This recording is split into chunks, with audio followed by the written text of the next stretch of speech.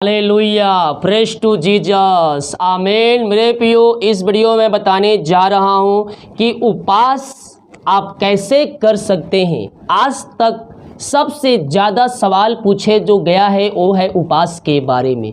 तो इस वीडियो को शुरू से लेकर अंत तक जब आप देखेंगे तो आपको एक एक बातें आपको समझ में आ जाएगी कि उपवास में हम क्या खाएं, क्या पिए और क्या कर सकते हैं और हम क्या खा सकते हैं। तो इस वीडियो को बिना स्किप किए हुए शुरू से लेकर लास्ट तक हम देखने वाले हो जाए। पहले हम एक वचन देखेंगे, इसके बाद हम उपवास के नियमों के आगे हम जाएंगे।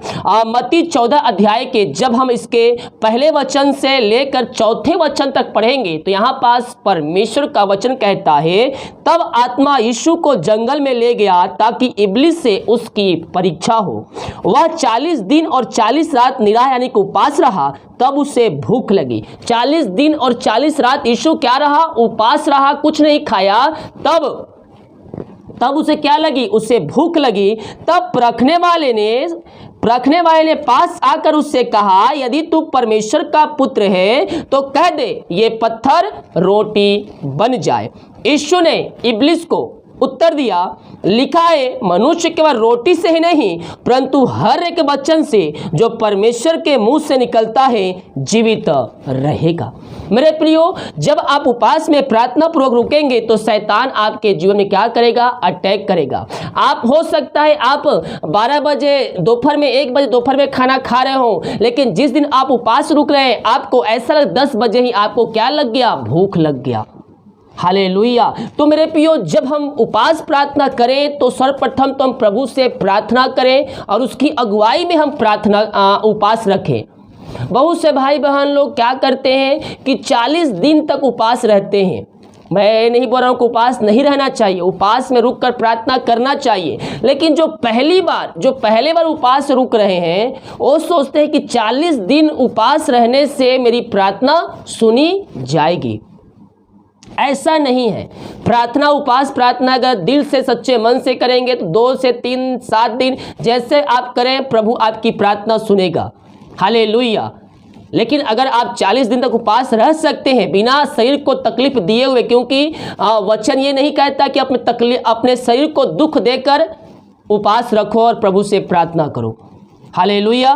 तो जो पहली बार उपवास कर रहे हैं तो आप ये बात को ध्यान रखें कि आप पहले 1 दिन, 2 दिन, 3 दिन, 7 दिन, 21 दिन ऐसे करके आप, जब बच्चा छोटा होता है तो पहली, दूसरी, तीसरी, KG 1 KG 2 में पढ़ते पढ़ते आगे क्लास में पहुंचता है, वैसे ही आपको भी पहले 1 दिन का उपवास रखे, 3 दिन का रखे, 7 दिन का रखे, 21 दिन का रखे। इस प्रकार से आप पहले कम से शुरुआत करें ताकि आपको अंदाजा हो सके कि उपवास प्रार्थना में कैसे क्या क्या समस्याएं आती हैं।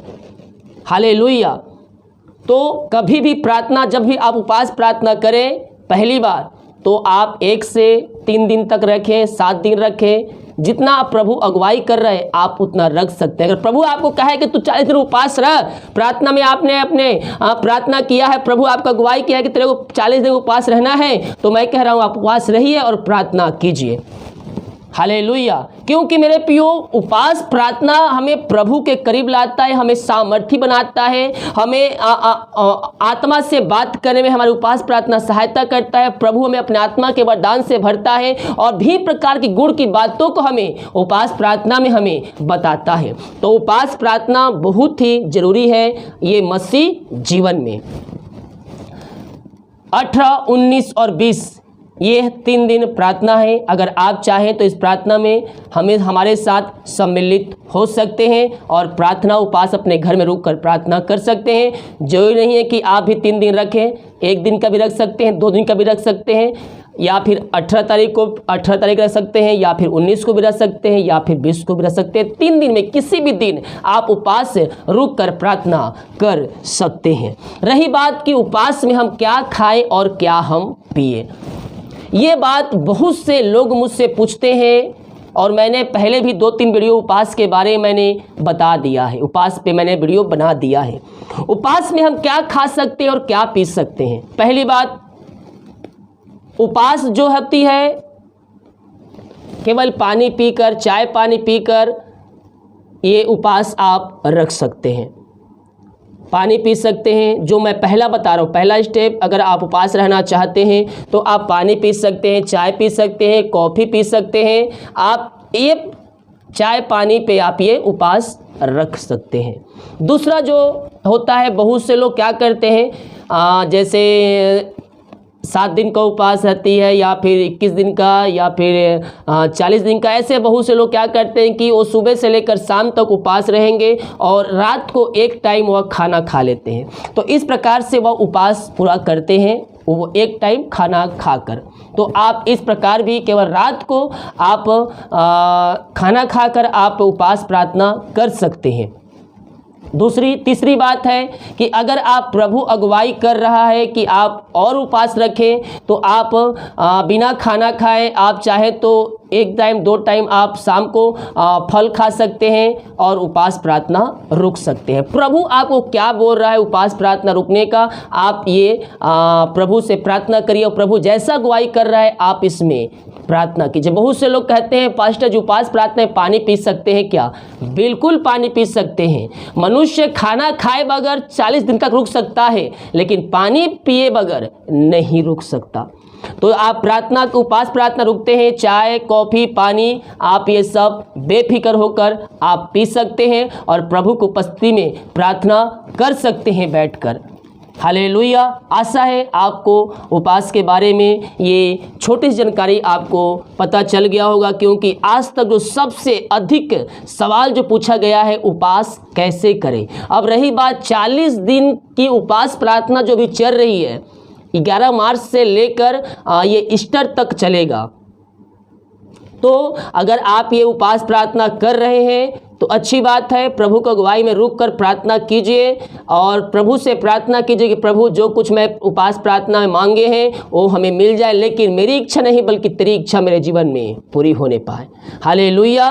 लेकिन मैं यही कहना चाहता हूँ, अगर जो पहली बार उपवास रुक रहा है वो 1 दिन से लेकर 3 दिन तक करे, 7 दिन करे, उसके आगे 21 दिन का करे। इस प्रकार से आप उपवास कर सकते हैं। ऐसा नहीं कि आप ये 40 दिन उपवास प्रार्थना हो रहा है तो इसी में आप उपवास प्रार्थना कर सकते हैं। नहीं, आप बाद में भी कर सकते हैं, कभी भी 7 दिन का, 21 दिन का, 40 दिन का, प्रभु से प्रार्थना करके जब भी आप प्रार्थना करें प्रभु आपकी प्रार्थना सुनेगा। ऐसा नहीं कि ये 40 दिन फास्टिंग प्रार्थना है, इसी में उपवास रहूँगा तो मेरी प्रार्थना सुनी जाएगी, ऐसा नहीं है। ये 40 दिन फास्टिंग प्रार्थना खत्म होने के बाद भी आप उपवास प्रार्थना रुकेंगे, प्रार्थना करेंगे उपवास में रुक कर, तो प्रभु आपकी प्रार्थना सुनेगा और आपकी प्रार्थना कबूल करेगा। हालेलुया। तो यहाँ वचन क्या कहता है, तब रखने वाले ने पास आकर उससे कहा तू परमेश्वर का पुत्र है तो कह दे ये पत्थर रोटी बन जाए। यीशु ने उत्तर दिया, लिखा है मनुष्य को रोटी से नहीं परंतु हर एक वचन से जो परमेश्वर के मुंह से निकलता है जीवित रहेगा। ये वचन मेरे प्रियो आपको जीवित रखेगा। ये हर एक वचन में सामर्थ है और ये आपको अपनी सामर्थ से भरेगा। हालेलुया। जब भी आप उपवास रख रुके प्रभु से प्रार्थना करते रहें मन में। जब भी आपको लगे मुझे भूख लग रहा है, यीशु के नाम में उसको झिड़काइए और प्रार्थना कीजिए, प्रभु आपको अपनी बल और अपनी सामर्थ से भरेगा। अगर फिर भी आपके पास कोई प्रश्न है तो आप मुझे व्हाट्सएप में या कमेंट बॉक्स में आप मुझे भेज सकते हैं। मैं आपकी प्रार्थना का उत्तर देने की पूरी कोशिश करूंगा। वीडियो को सभी जगह शेयर कीजिए ताकि और भी भाई बहनों को उपवास के बारे में जानकारी मिल सके। 18, 19, 20 हमारी प्रार्थना उपवास प्रार्थना चल रही है, तो इस प्रार्थना में अगर आप उपवास रहना चाहते हैं तो आप अपना नाम मुझे व्हाट्सएप में भेज दीजिएगा, मैं आपके लिए प्रार्थना करूंगा। हालेलुया। सभी को जय मसीह की। God bless you all. आमीन।